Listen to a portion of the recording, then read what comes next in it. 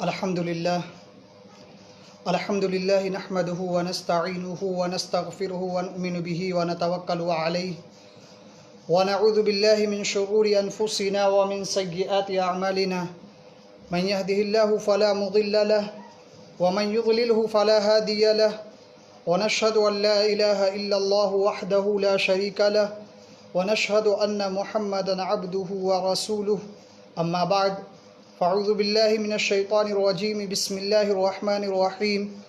وقرن فی بیوتکن ولا تبرجن تبرج الجاہلیۃ الاولی۔ میرے محترم بزرگوں اور دوستو،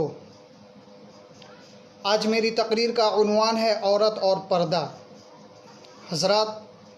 اسلام نے خواتین کو عزت و حرمت کا جو مقام بخشا ہے اور اس کی تقدیس کی حفاظت کے لیے جو تعلیمات دی ہے، وہ دنیا بھر کے مذاہب اور اقوام میں ایک منفرد حیثیت کی حامل ہے۔ ارشاد خداوندی ہے وَقَرْنَ فِي بُيُوتِكُنَّ وَلَا تَبَرَّجْنَ تَبَرُّجَ الْجَاهِلِيَّةِ الْأُولَى۔ لیکن دوستو،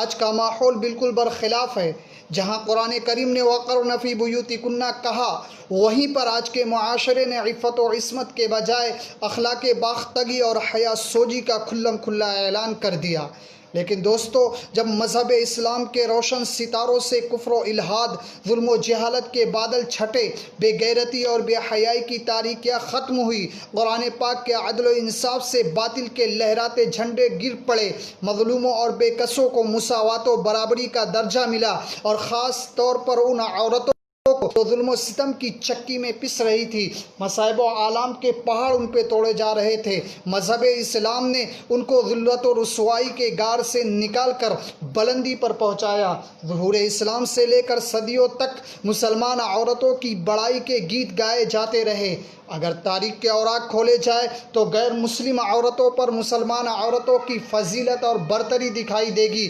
لیکن دیکھتے ہی دیکھتے پوری دنیا میں شیطانی ڈنکے بجنے لگے، مسلمان عورتوں کو مکاری و عیاری کے فندے میں پھنسانے کے ارادے ہونے لگے، مسلمان عورتوں کو ان کی گھر کی چہار دیواری سے نکال کر شرع عام بدنام و رسوا کرنے کی انتھک کوشش کی گئی، اسے شمع محفل بنا کر درندہ صفت انسانوں کے حوالے کیا گیا۔